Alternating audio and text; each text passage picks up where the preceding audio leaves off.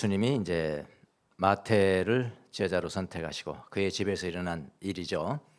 예수님이 주로 사역을 한 데는 가버나움이죠.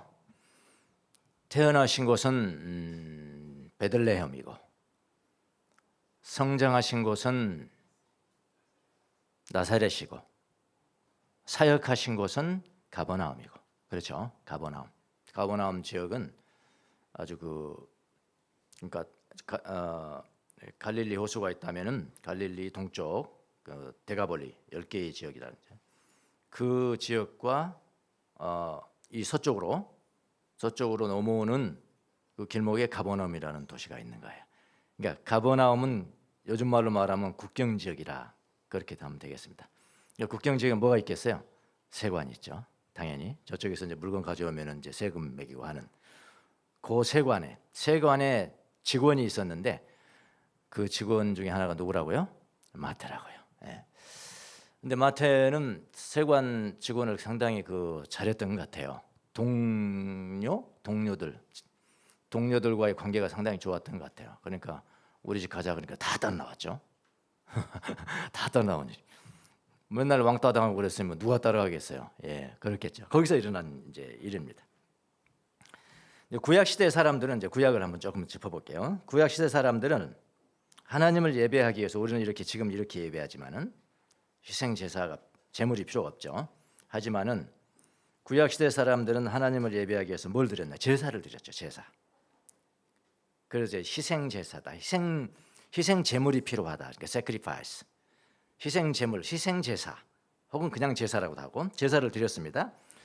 그 제사 드리는 방법들이 상당히 많이 있었는데, 예를 들어서 이제 고기를 불에 태워서 드리는 거, 그걸 번제, 그렇죠. 번제가 뭐죠? 이렇게 태워서 이렇게 드린다. 번제, 태워 드리는 제사도 드리고 그 중에 하나입니다. 그래서 성경 보면 번제를 드릴지라도 내가 기뻐하지 않는다, 그런 거 많이 있잖아요. 네. 그렇게 드려서 하나님을 예배했다는 거예요. 이제 그 예배는, 구약 시대 그 예배는 너가 지금 태운 양이라든지 소라든지 혹은 비둘기라든지 이런 태우는 그것이 상징하는 바가 뭐냐? 그게 중요한 전부가 아니고, 그렇게 이 땅에 오셔서 희생 제물처럼 죽으실 분이 오신다. 그걸 기다리는 거잖아요.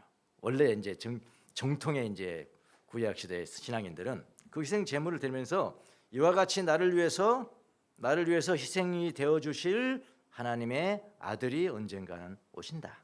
그걸 이제 미리 보면서 그렇게 드려야 이제 제대로 된 예배죠. 제대로 된 제사죠, 제사.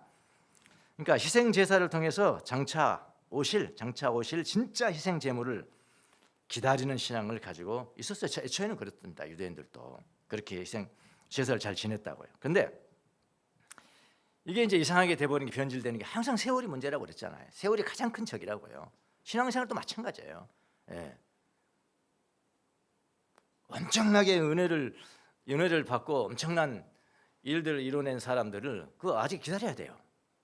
저 사람 굉장히 훌륭한 사람이야. 그렇게 말하려면 언제 말해야 돼? 죽는 순간 이야기해야 돼. 죽는 순간 이야기 돼. 스타트는 좋은데 피니시가 나빠. 아니에요. 차라리 거꾸로가 나아요. 어? 스타팅은 개망난 같이 했는데 마지막에 피니시를 잘하는데 그게 오히려 훨씬 낫다고요. 세월이 그렇게 된다. 세월이 흘러갔어요. 유대인들한테도 세월이 흘러가는데 그들은 하나님을 예배하는 목적이 변질돼 갑니다. 예수님이 여기 오늘 지적하셨잖아요.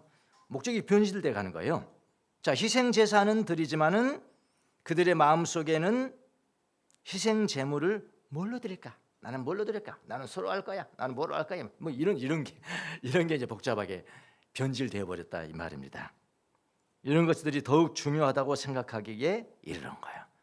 여러분, 예수님이 성전 정결 사건 하시잖아요. 양 파는 사람, 소를 파는 사람, 이게 다 이제 희생 제물이잖아요.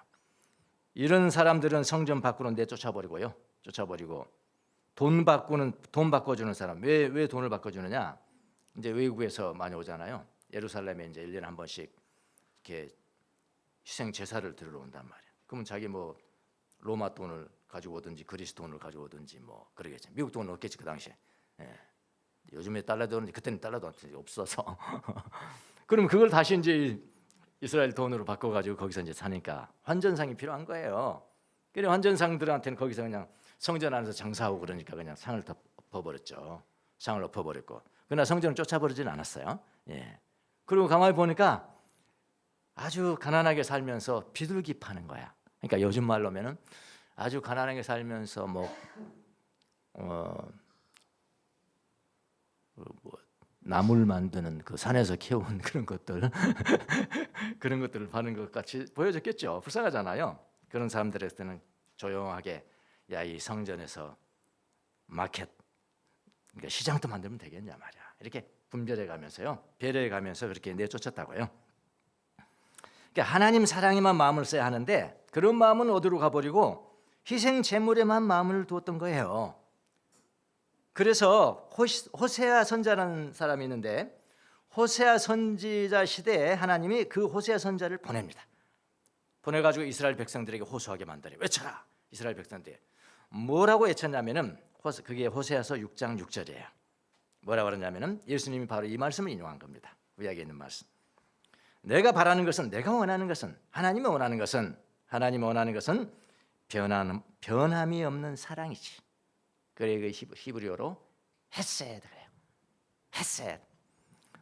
헤세드가 이제 변함없는 사랑, 여러 가지로 번역이 돼요. 그냥 사랑이라고 할 수도 있고요. 성경에 나오는 그 다음에 자비, 긍휼, 컴패션 이렇게 번역. 원래 히브리어는 헤세드인데 헤세드, 변함없는 사랑. 내가 헤세드를 원하는 것이, 내가 바라는 것은 헤세드이지 제사가 아니다. 세크리파이스가 아니다. 희생 제물이 아니다. 그렇게 전하라는 거예요. 그리고 또 구체적으로 이야기하죠. 불살라 바치는 제사보다도, 호세아 선지자가 그렇게 외치는데, 불살라 바치는 제사보다도 너희가 나 하나님을 알기를 더 바란다. 하나님 원하시는, 하나님의 속뜻은 그거라는 거예요. 예. 하나님의 속뜻을 아는 게 중요하잖아요. 하나님을 안다. 따트는 히브리어. 따트인데 이 안다는 것은 그냥 아는 게 아니에요. 그냥 인포메이션을 아는 것이 아니고요. 경험에 의해서 아는 거. 하나님을 경험에 의해서 아는 거. 그게 진짜 알미잖아요. 예. 그거다. 그러니까 하나님이 바라는 것은 하나님의 사랑을 구하는 것이지 제사가 아니고, 하나님이 바라는 것은 하나님을 경험적으로 알기를 구하는 것이지 불살라 바치는 제물을 내가 구하는 게 아니다. 왜 그걸 모르냐? 그들은 희생 제사를 드리면 다 되는 줄로 생각을 했어요. 하나님을 오해한 것입니다. 하나님은 희생 제사를 바라는 것이 아니라 하나님의 변함없는 그 사랑을 백성들이 알기를 원했고, 하나님의 그 사랑을 경험적으로 알기를, 체험적으로 알기를 원했던 겁니다. 그러나 본질은 어디로 가고 껍데기만 남아 있는 거예요. 껍데기만 남게 되었습니다. 그래서 하나님은 이것을 훈계하신 거예요. 예. 오늘날도 이런 경우 많습니다. 우리가 오늘 또 모여서 예배하는 이유가 뭡니까? 예배하는 이유가 뭘까요? 이 마누라가 가자고 그래서 그걸까요? 예. 뭐 그런 사람도 있어요. 예. 예배는 본질이 없는 게 본질이. 예. 하나님의 자비, 하나님의 변함없는 사랑을 알고 경험하는 것이에요. 예배의 본질은 하나님의 자비를 경험으로 알기 위한 것이에요. 그래서 예배에 참석하는 거예요. 교회 단지 봉사하기 위해서 나온 거 아닙니다. 여러분 봉사 먼저 하시면 안 돼요. 하나님의 사랑을 경험하지 않고 봉사하면 안 돼요. 그거 오래 못 갑니다. 오래 못 가요. 자기 자랑이 되는 거예요. 얼마나 하나님 앞에 가져간 겁니까? 하나님에 대한 사랑은 없고, 내가 얼마나 한 줄 아세요? 내가 얼마나 교회에서 봉사하고 얼마나 배워서 내가 희생한 줄 아세요? 그것만 내세우면 얼마나 가져간 게 똑같잖아요. 바리새인하고 똑같잖아요. 예. 교회는 단지 봉사하기 위해서 교회를 다니는 사람도 있습니다만 아니에요. 교회에 눈도장 찍기 위해서 교회당 오는 사람도 있습니다. 여러분 제 눈도장 안 찍어도 돼요? 상관없어요. 하나님의 눈도장을 찍어야죠. 예. 그렇게 오는 사람. 어떤 사람은 뭐 자기는 예배 시간에 또 어떻게 이상하게 축도가 그렇게 중요하다는 걸 알아가지고 축도가 중요하대. 그래가지고 예배 시간 설교 딱 끝나죠. 축도하는 시간 딱 가가지고 딱 들어온다는 거야. 축도만 받고 간다. 그런 사람들도 있고요. 그러니까 예배의 본질은 어디로 가고 껍데기만 남게 있는 된 거죠. 그럼 여러분 온전한 신앙생활이 되겠습니까? 안 되는 거죠. 예. 자, 예배를 통해서 얻어야 하는 가장 중요한 것이 무엇입니까? 제사를 통해서 얻어야 될 가장 중요한 게 뭐냐고 이미 말했잖아요. 호세아가 예언했잖아요. 내가 죄인인 것과 예수님이 나의 죄를 용서하여 주시는 자비를 베풀어 주셨다. 하나님의 사랑이다. 그게 헤세드다. 하나님의 변함없는 사랑이다. 그것을 체험적으로 아는 것, 그게 예배의 본질이라고요. 본질. 자, 그러면 오늘 이야기를 한번 돌아보겠습니다. 오늘 성경의 이야기로 예수님이 이제 가버나움을 이제 지나가시다가 길을 가시다가 아마 세관 옆을 지나가셨나 봐. 세관 옆을 지나가시는데 마태라는 사람이 세관에 앉아 있는 것을 보시고 예수님이 보시고 글쎄요, 나를 따라라 이렇게 말씀하셨죠. 나를 따라오너라 라고 말씀하셨습니다. 가버나움은 갈릴리 동쪽과 서쪽으로 넘어오는 길목에 있었기 때문에 세관이 있었습니다. 세관이 있고 그는 바로 일어나서 예수를 따라갔습니다. 그러니까 이렇게 읽으니까 야, 마태 대단하다. 어떻게 알지도 못하는 남자가 너 나 따르라 한다고 그냥 따르신다, 그렇게 생각하시면 오해십니다. 이미 여기서 여러분 가버나움에서 얼마나 많은 설교가 있었습니까? 예, 얼마나 많은 설교. 그때 지금 갈급한 영혼의 갈급함이 있는 사람들은 다 쭈삣쭈삣해서 갈급. 아마 세리도 그냥 뒤에 가서 이렇게 했죠. 왜냐하면 유대인들한테 나서지를 못하잖아요. 좀 창피한 직업이거든 사실 그 당시에. 요즘 세리들이야 떵떵거리고 그냥 국민들 앞에 뭐 잘못하면 세무조사 해버리고 하지만 그 당시에는 별거 아니었거든요. 세리라는 게. 예. 저기 낮게 봐버렸다고요. 그 상종도 할 수 없는 사람이라고요. 심지어 뭐예요? 죄인이야, 죄인. 세리 곧 죄인이에요. 세리가 따로 있고 또 죄인이 따로 있다고 생각하시면 안 됩니다. 여기 이 성경 해석에 세리 곧 죄인 이랬어요. 세리 곧 죄인. 왜냐하면 이 세리들은 율법을 지킬 수 있는 시간도 안 되고요, 율법을 지킬 수 있는 마음도 안 되는 사람들이에요. 3D, 예, 3D 업종이 하겠습니다. 3D. 예.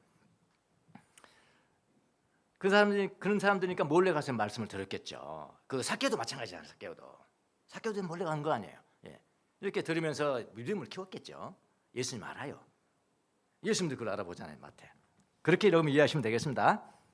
예수를 따르는 겁니다. 그리고 이제 그 세리가, 그 마태가 예수님을 바로 자기 집으로 초대를 해요. 자기의 집으로 초대를 합니다. 그러니까 마태가 지금 자기를 두고 지금 가리키는데, 아까 우리는 지금 마태가 마태의 집으로 초대했다 이렇게 번역되어 있지만 원어에는 그렇게 안 되어 있어요. 마태복음에는요. 다른 성경이 그렇게 되어 있죠. 누가복음이나 요한복음은 이렇게 되어 있지만은 마태복음에는 뭐냐면 세리의 집으로 이렇게 됐어요. 자기 이름을 좀 쓰기가 그렇잖아요. 근데 이게 마태의 집이거든요. 자, 마태 자기가 당신의 집으로 예수님도 초대하고 제자들도 초대하고, 근데 중요한 사람들이 있습니다.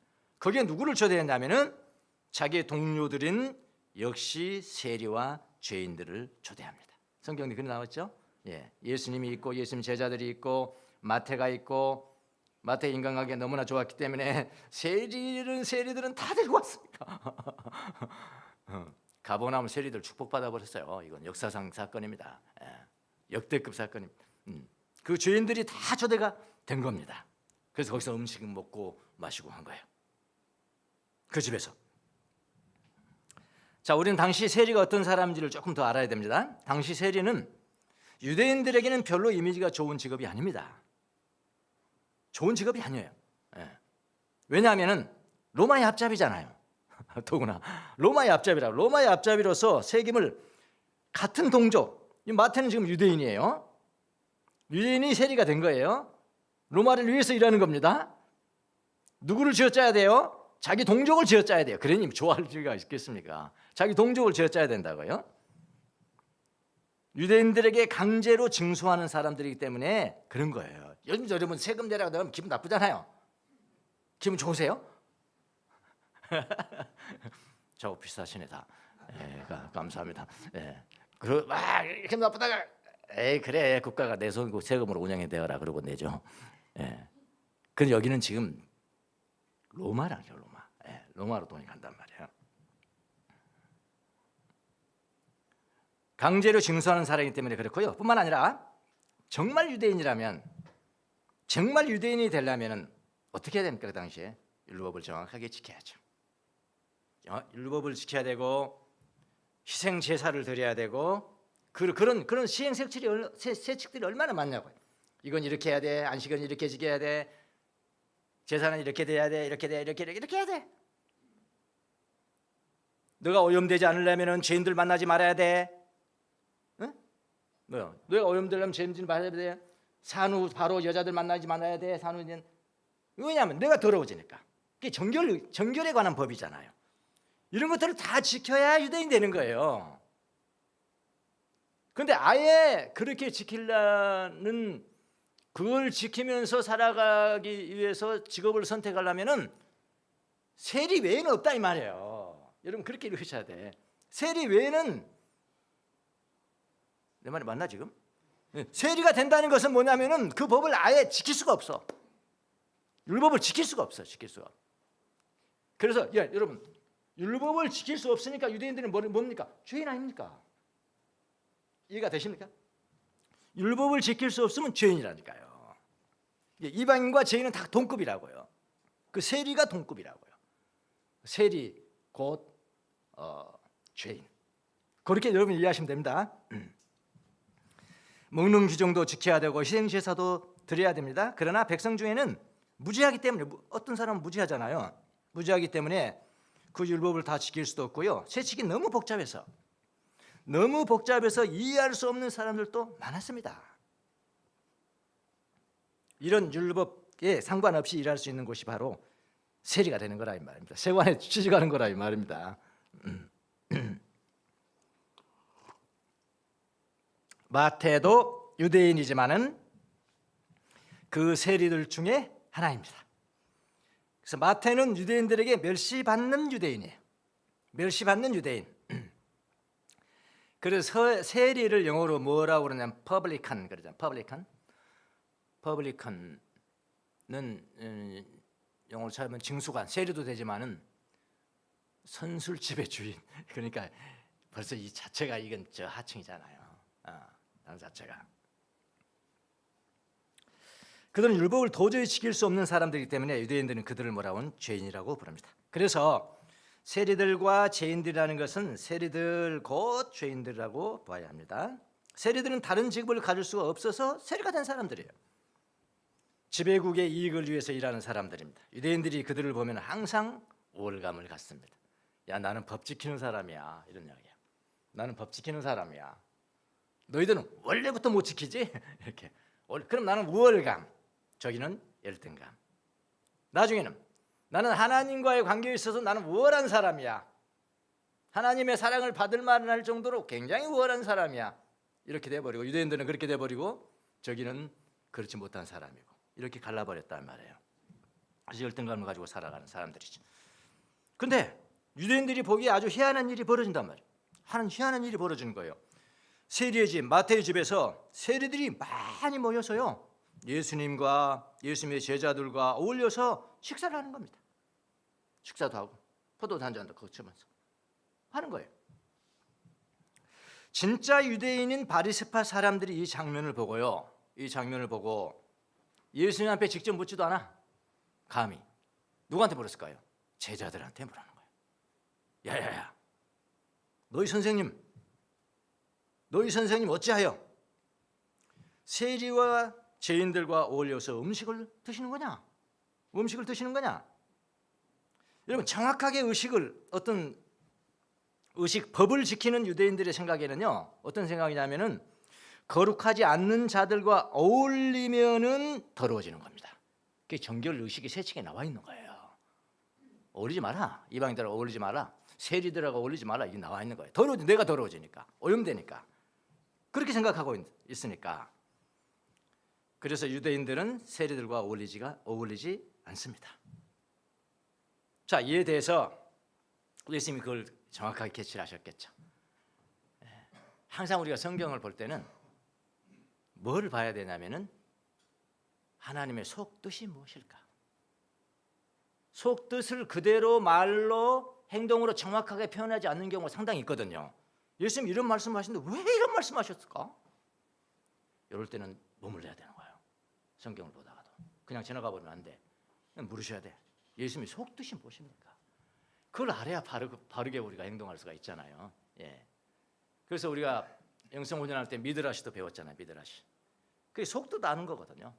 그러니까 글자로 만약 나타냈다, 예수님의 속뜻이, 하나님의 속뜻이 글자로 나타내졌다면은 그런 것도 있잖아요. 이거 하지 마라, 정확하게 이야기할 때 글자로 나타내졌다면은 그 글자로 된 성경은 유대인들도 뭐라고 그러냐면 불이라고 그랬습니다. 하나님 말씀은 불이라고 그랬어요.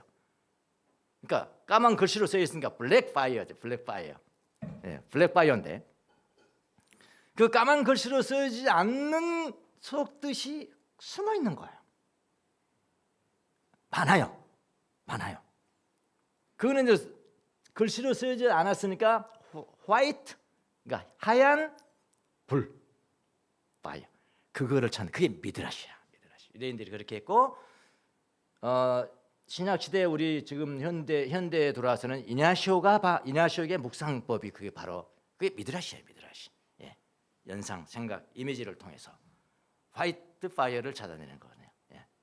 그러니까 주님의 속뜻을 찾아내는 게 중요하단 말이에요. 하여튼 예수님이 정확하게 그 이야기를 듣고요, 대답을 하십니다. 예수님이 친히 대답을 하세요. 건강한 사람에게는 의사가 필요하지 않으나 병든 사람에게는 필요하다. 나는 의인을 부르러 온 것이 아니라 죄인을 부르러 왔다. 그리고 예수님이 호세아서 6장 6절을 인용하십니다. 자, 예수님은 정확하게 유대인처럼 정확하게 의식 지키고, 그래서 죄인들을 피하는 대신에, 죄인들을 피하는 게 아니죠. 지금 피하는 대신에 그 죄인들을 접촉해야 한다는 것이 자비로우신 하나님의 뜻에 부합하다는 것을 호세아서를 통해서 좀 배워라라고 가르쳐 주십니다. 내가 바라는 것은 변함없는 사랑이지 제사가 아니다. 불살라 바치는 제사보다도 너희가 나 하나님을 알기를 더 바란다. 이런 이야기죠. 너희들이 희생 제물로 하나님께 나아간다고 믿었느냐? 희생 제물이라는 것은 희생되어지는 구원자가 반드시 필요하다는 의미인 것이지, 희생 제물을 드리는 행위라든지 희생 제물을 드리는 노력이라든지 그런 것들이 너를 의롭게 하는 것이 아니라는 것을 어찌하여 모르느냐, 이런 뜻 아닙니까? 어찌하여 모르느냐. 나는 의인을 부르러 온 것이 아니라 죄인을 부르러 왔다. 그렇게 하면서 죄인들을 향하여 어떤 감성적인 접근을 하시죠. 유대인들은 차갑잖아요. 상종하면 안 되니까 내가 더러워지는 거니까. 예수님은 상종해야 되는 거야. 네가 깨끗해지는 거야. 나하고 상종하면 너가 깨끗해지는 거야. 뭐 이런 이야기죠. 예수님이 죄인을 부르러 왔다고 말씀하신 뜻이 무엇일까요? 인간은 모두 죄인이라는 뜻입니다. 인간은 모두가 죄인이라는 뜻입니다. 하나님의 생명 안에서 예수님과 관계를 맺지 못하고 살아가는 모든 사람들이 죄인이라는 거예요. 바울도 그런 이야기를 했죠. 로마서 3장 10절에 성경이 이렇게 기록되어 있습니다. 의인은 없다. 한 사람도 없다. 자, 오늘 이야기를 통해서 예수님이 말씀하시고자 하는 속뜻이 무엇일까요? 속뜻. 하나님이 기뻐하시는 것은 하나님의 자비를 구하는 것이다. 이게 예수님의 속뜻이에요. 지금 말씀하시는 게요. 자, 도덕적으로 우위에 있다고 생각하는 사람들에 의해서 드려지는 희생제물, 유대인들은 다 항상 그렇게 생각했으니까 희생제물, 그것이 하나님의 기쁨이 되는 것이 여러분 아닙니다. 이거죠. 자비로움, 변함없는 사랑이 하나님의 기쁨이라는 거예요. 예수님은 다시 한번 인용을 또 해요. 뒤에 가세요. 마태복음 12장 7절 가면은 나는 자비를 원하고 제사를 원하지 않는다 하신 말씀이 무슨 뜻인지 알았더라면 너희가 죄 없는 사람들을 정죄하지 않았을 것이다. 한번 또 인용을 해요. 여러분, 예수님의 속뜻은 뭐냐면 하나님의 자비를 구하는 것, 그것이 가장 먼저라는 겁니다. 그런데 유대인들이 그렇게 하지 못했어요. 희생 제물로 살았습니다. 나는 희생 제물 드렸어, 나 소 드렸어, 양 드렸어, 비둘기 드렸어, 나 이거 다 한 거야, 내 용무 다 한 거야. 하나님의 자비로 살지 않았습니다. 희생 제물을 드리는 것으로 그들은 영적인 우월감을 가지고 있었어요. 죄인을 만나지도 않았습니다.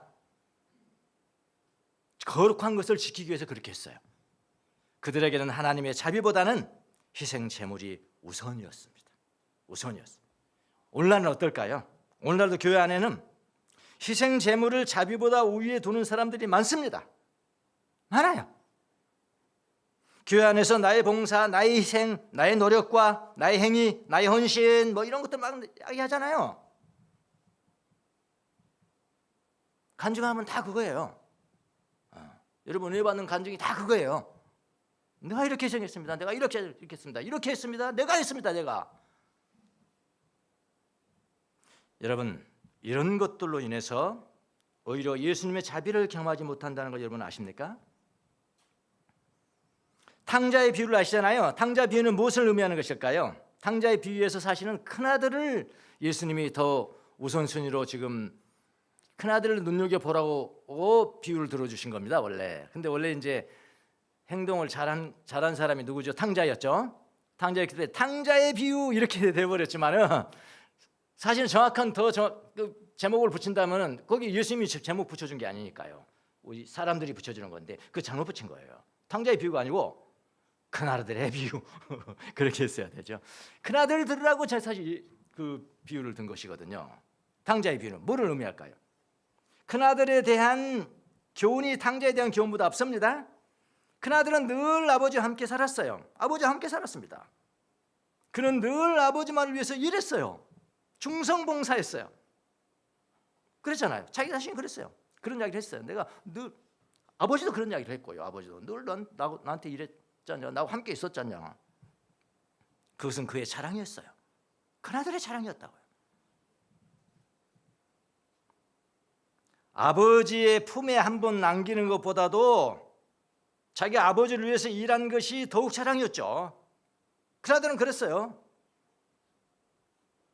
그는 아버지와 함께 살면서 일을 많이 했지만은 하나님의 사랑, 아버지의 사랑을 경험한 적이 없습니다.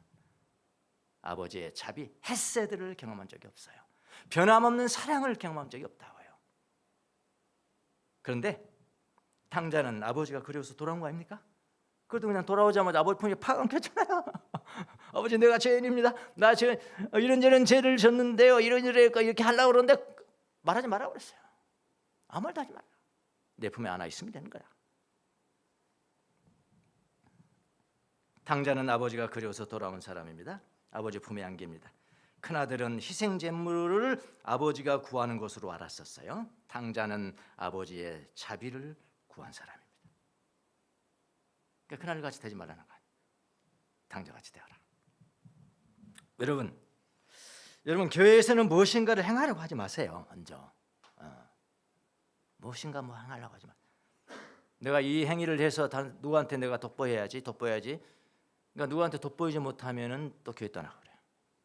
왜 떠나고 그냥 떠나. 교회를 떠날 때에도 진짜 예수님의 마음은 어떤지 절대로 물어보지 않죠.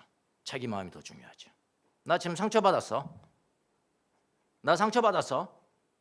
그러면 예수님 마음은 어떤지 여쭤봐야죠. 예수님 지금 마음은 어떠십니까? 예수님한테 묻는 사람이 없어. 그래 예수님을 믿는 사람들이 그렇게 많아도 이 세상이 그렇게 많아도 예수님이 외롭다는 거예요. 내가 외롭다. 나한테 대화하는 사람이 없으니까 외로운 거야. 아니, 아까 우리 마음, 주의 마음 우리에게 주소서? 그게 뭔 말입니까? 어떻게 주라는 거야? 뭐 심장 뛰어서 주라는 이야기야? 예수님은 어떻게 느끼는지 물어보라는 거예요. 예수님은 어떻게 느끼세요? 이 상황을 어떻게 느끼세요? 예수님은 어떤 생각이세요? 예수님의 뜻은 무엇인가요? 그래서 그 마음을 내 마음으로 바꾸라는 거 아니에요. 나는 A라는 마음을 가지고 있었는데 예수님은 B라는 마음을 가지고 있으면 그럼 B가 우선인 거예요. 그게 마음 달라는 거지. 무슨 마음을 어떻게 주냐고. 그러니까 우리 신앙생활에 그런 훈련들이 돼야 돼요. 어떤 일을 결정할 때는 예수님의 마음은 어떠세요? 예수님은 어떤 생각이세요? 그렇게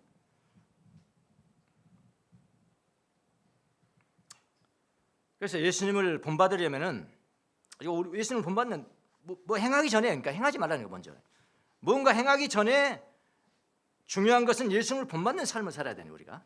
예수님을 본받는 삶. 그러니까 예수님을 본받으려면 어떻게 하냐? 예수님의 마음을 읽어야 되는 거예요. 예수님 마음을 읽어야 되는 거예요. 매일 읽어야 돼. 그러니까 예수님이 지금 그 성경을 통해서도 정확하게 마음은 속마음을 정확하게 우리가 속마음 이야기할 때 여러분 까놓고 이야기할게 하면서 안 까졌어. 또 해석이 필요한 거야. 그냥 답답한 거야. 사랑 말해도 그러잖아요. 이제 속마음을 그냥 다 까놓고 이야기하기가 참 힘들잖아요. 그럴 때 이렇게 이제 비를 이제 돌려서 뭐 비유를 들기도 하고 그런 경우가 많죠. 그러니까 예수님도 마찬가지거든요. 예수님이 제자들에게 그 겟세마네 동산에서 8명은 여기다 두고 8명은 여기다 두고 3명만 또 데려가서 이만큼 가고 또 당신은 또 50m 또 앞에 가서 또 기도하고 이런 구도를 보면서 야 여기 있어 깨어 있어 그래 3번이나 왔다 또 이거 잠자고 있네 야 깨 또 왔다가 3번이나 왔다 깨 이게 무슨 행동이냐 말이야. 예수님 속뜻이 뭐냐면 속뜻이 그냥 잠자지 말아놓을까요? 뭐 샘이 나서 나는 기도하고 있는데 너는 자냐? 나는 새벽 기도하고 있는데 너는 자냐? 깨 임마 깨. 예수님이 제자들에게 샘 나서 그랬을까요? 그런 게 깊은 묵상이 필요한 거죠. 예수님의 속뜻이 무엇입니까? 속뜻이 무엇입니까? 자기 마음을 같이 하라는 거 아니죠. 항상 그럴 때 나올 때는요. 우리는 예수님 편에서 생각하는 그런 경향들이 있어요. 예수님 이것 때문에 그러셨을 거야. 이거 아니에요. 예수님 당신 때문에 할 거야. 그분이 창조자신데요. 그분이 뭐가 필요하겠어요? 그분 때문에 한 게 아니에요. 다 모든 배련, 모든 이상한 행동들은 모든 우리가 당장 이해할 수 없는 행동들은 누구 때문이에요? 바로 여러분 때문이에요. 여러분 때문. 베드로와 야고보와 요한 때문이었고 8명의 다른 제자들 때문이었고 다 그렇게 하시는 깨우시라는 것은 내가 이 엄청난 그 고통스러운 이 감정 내가 죽게 되었다. 죽을 정도로 내가 힘들다. 그때 그거를 같이 지금 같이 하라는 거 아니에요 지금 같이. 그래야지 예수님이 그 고통스러운 감정을 벗어나고 이제 상승할 때 너도 상승할 수 있어. 그랬더라면 3번이야 나는 부인하지 않았을 거야. 그 이야기하는 거잖아요 지금. 베드로를 위해서 이야기하는 거예요. 그러니까 예수님의 속뜻을 우리가 알고 경험하고 살아가는 게 생활 속에 성숙한 그리스도인다. 그래서 자주 물으세요. 자주 어려운 일 당하시면요. 예수님은 지금 어떠세요? 어떻게 생각하세요? 어떻게 느끼시나요? 그야 예수님 마음 내게 주소서. 그런 거거든요. 그러니까 예수님 본받으려면 예수님의 마음을 매일 읽으셔야 돼. 매일 읽으셔야 돼. 예수님의 마음을 읽으면 내가 원하는 일이 이루어지는 것이 아니고요. 예수님이 원하는 일이 이루어지도록 소망하게 돼요. 내가 원하는 일이 이루어지지 않더라도요. 예수님과 함께 기쁨으로 그냥 걸어가는 거예요. 예, 그게 신앙생활이에요. 그게 신앙생활이라고. 예수님이 나는 죄인을 부르러 왔다. 나는 죄인을 부르러 왔다는 예수님의 마음을 잘 읽으셔야 합니다. 우리 모두가 죄인입니다. 우리가 모두 죄인이지만은 어떤 사람은 예수님을 만나는 죄인도 있고요. 평생 예수님을 만나지 못하는 죄인도 있고요. 용서받은 죄인이 있고요. 용서받지 못하고 사는 죄인이 있습니다. 자신이 죄인인 것을 아는 사람도 있고요. 평생 모르고 살아가는 사람도 있습니다. 어떤 죄인이 예수님을 만날 수가 있을까요? 자기가 죄인인 것을 알고 예수님 앞에 나오면 예수님을 만날 수가 있습니다. 죄는 수치스러운 것이지만 죄는 수치스럽죠. 수치스러운 것이지만은 그러나 죄인이 예수님 앞에 나오면 그의 죄는 더 이상 수치가 아닙니다. 참 신기하죠. 예. 수치가 안 될 때가 있어요. 죄가 빛 가운데 나왔을 때예요. 그런데 중요한 것은 그들의 죄 때문에 예수님이 영광을 받으신다는 겁니다. 누구의 죄 때문에? 내 죄 때문에 예수님이 영광을 받아버려요. 예수님 앞에 나와버리면 이거보다 큰 반전이 없어요. 예수님이 영광을 받으신다는 것. 죄를 지었다는 것은 그들에게는 이제는 수치가 아닙니다.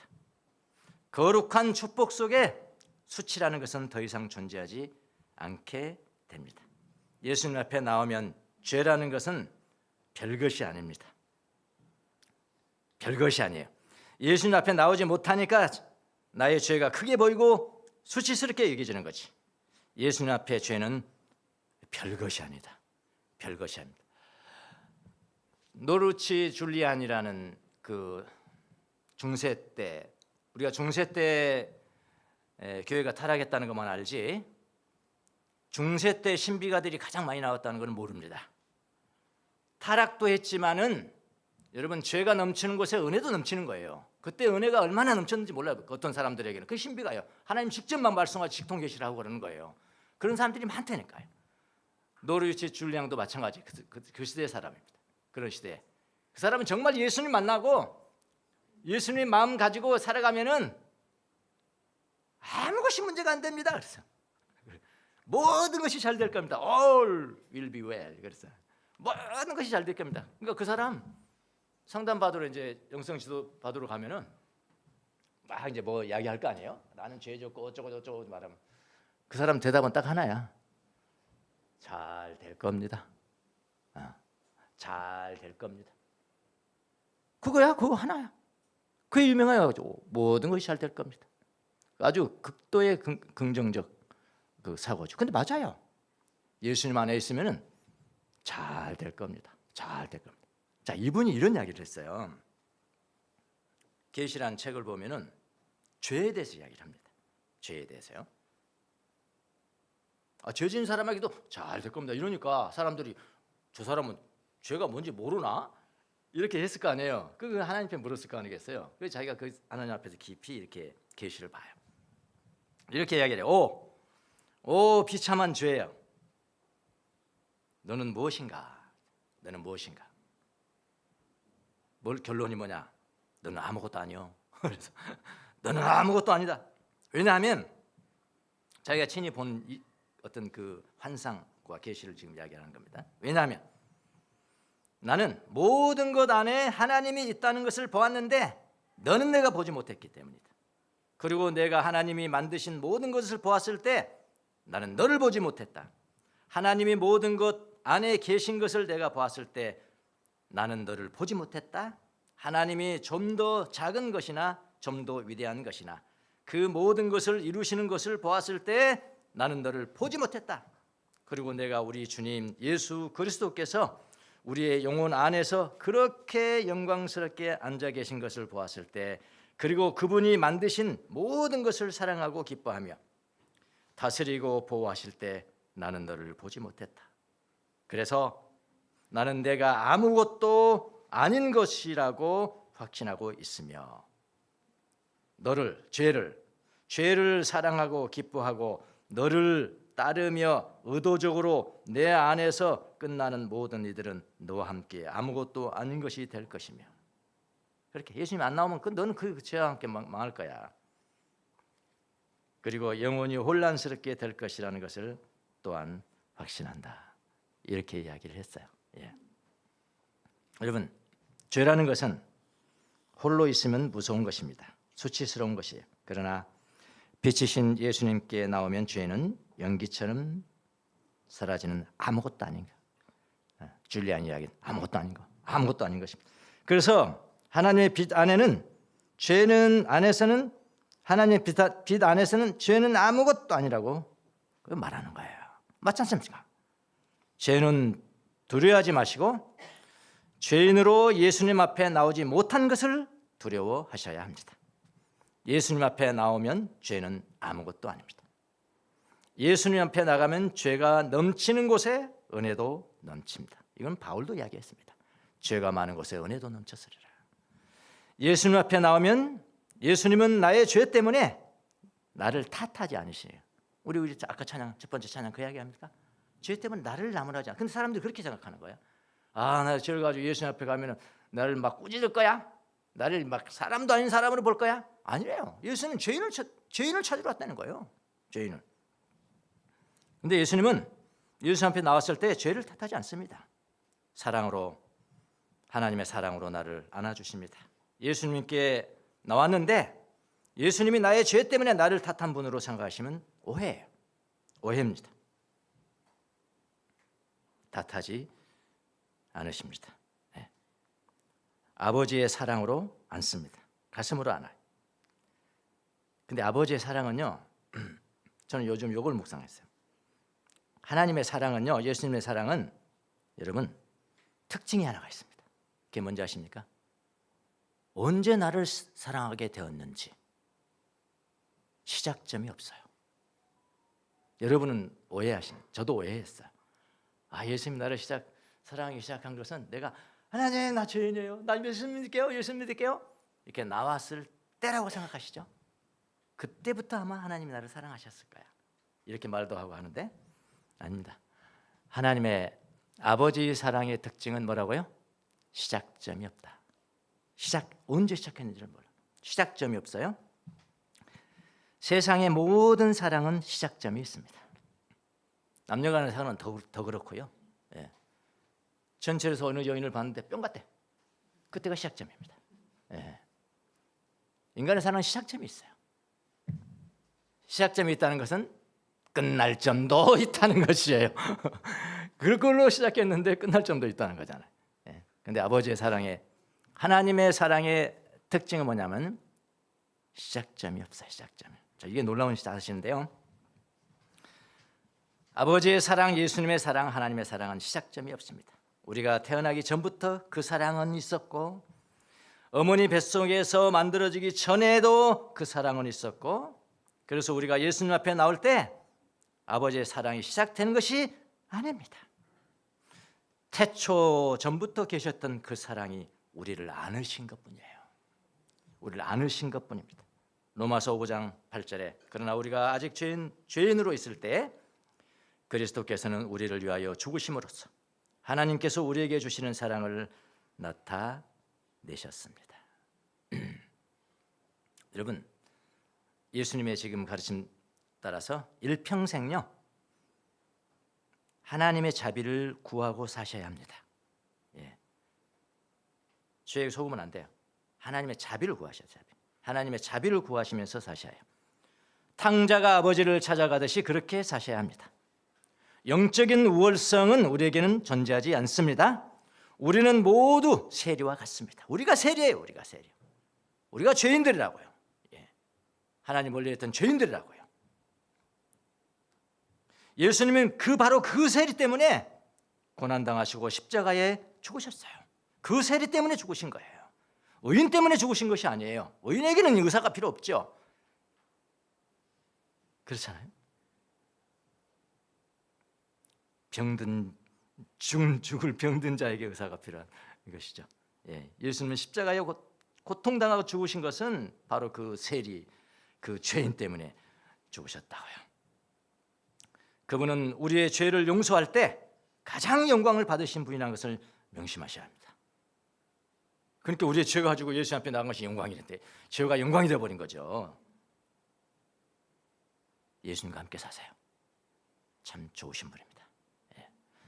여러분의 공로, 여러분의 행위 그거 보잘것없어요. 보잘것없어요. 예. 그렇게 그냥 사세요. 예수님이 자비를 구하시면서 사시는 여러분 되시길 바랍니다. 그러나 보겠습니다.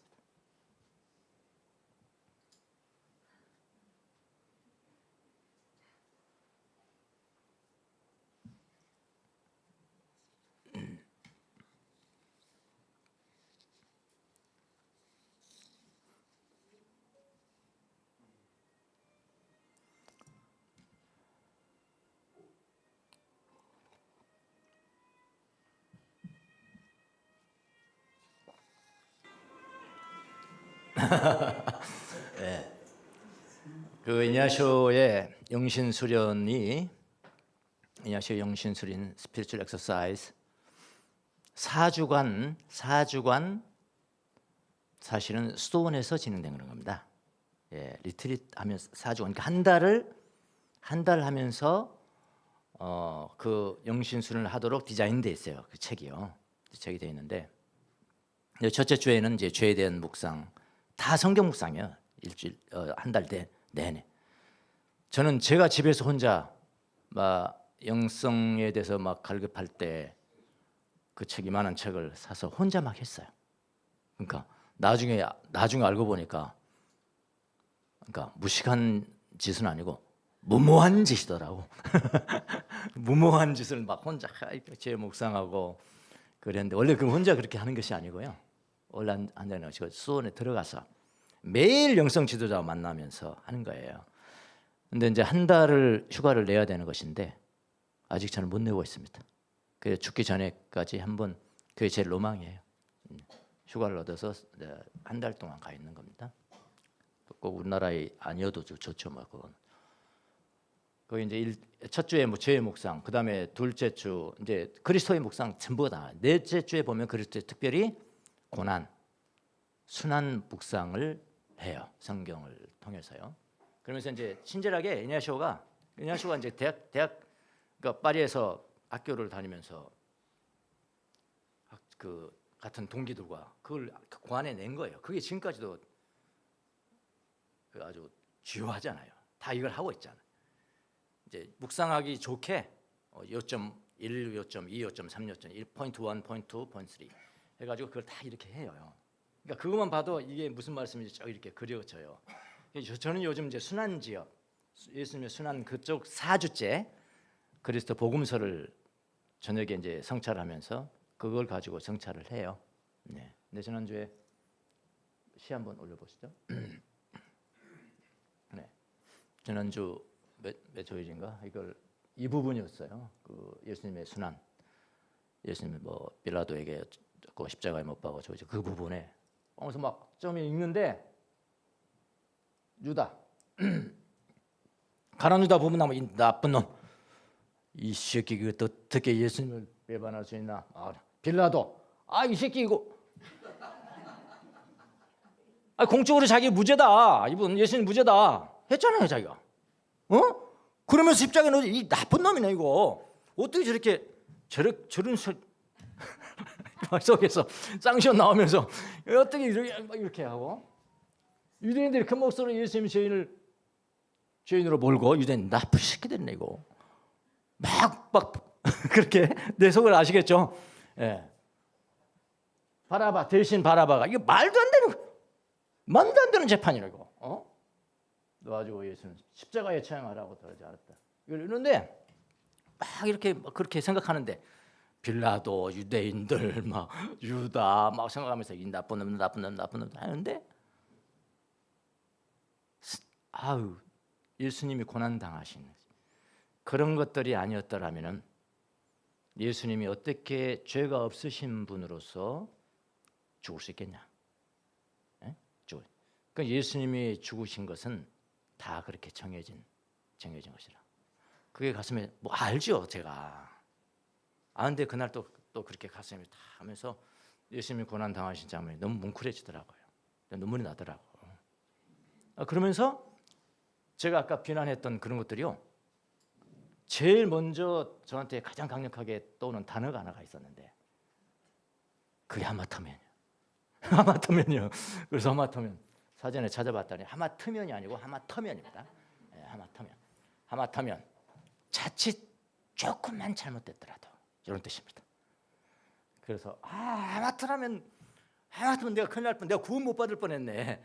그렇게 바뀌어 버리니까 내 마음속에 황량함이 변하여 컨솔레이션, 데솔레이션이 변하여 컨솔레이션으로 바뀌더라고요. 그래서 바로 그 자리에서 제가 이렇게 했습니다. 유다가 예수님을 배반하지 않았더라면 내가 큰일 날 뻔했다. 누가 나를 위해서 형벌을 대신 받아줄 수 있단 말이야. 큰일 날 뻔했죠. 빌라도가 공적으로 예수님을 죄가 없다고 선언하지 않았더라면 큰일 날 뻔했죠. 누가 죄인이라고 해버렸으면 죄인이 나를 구원할 수 있겠나요? 그렇잖아요. 큰일 날 뻔했죠.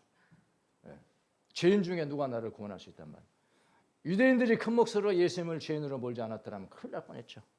누가 나를 대신하여 죄를 대신 져줄 수 있단 말인가. 그들이 예수님을 바라바를 석방해달라고 외치지 않았더라면 내가 큰일 날 뻔했죠. 누가 나의 죄 때문에 고난당할 수 있단 말인가. 빌라도가 바라바를 놓아주고 예수님을 십자가에 처하라고 넘겨주지 않았더라면 큰일 날 뻔했다. 누가 나를 대신하여 사형에 처해질 수 있단 말인가. 그래서 하마터면 큰일 날 뻔했다. 예수님 그러신 분입니다. 여러분의 모든 죄, 의인인 척하지 마시고요. 의인 아니에요. 우리는 그냥 세리입니다. 세리 죄인. 우리를 위해서 십자가에 못 박혀 죽으신 분 예수 그리스도십니다. 그분은 죄인을 구원하기 위해서 이 땅에 오신 것입니다. 그 예수님이 여러분이 예수님이 되시기를 예수님으로 축원합니다. 기도하겠습니다.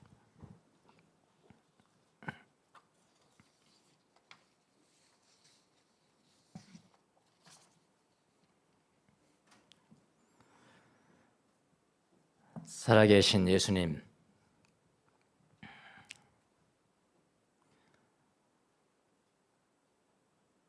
의인인 척 살지 않게 하시고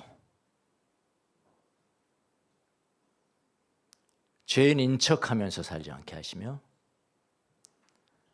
우리 모두가 예수 그리스도의 마음을 온전히 읽지 못한다면 죄인인 것을 인정할 수 있는 지혜를 허락하여 주옵시고 죄인을 위해서 죄인을 부르러 오신 예수님의 품에 안길 수 있도록 그 믿음을 우리에게 허락하여 주옵소서.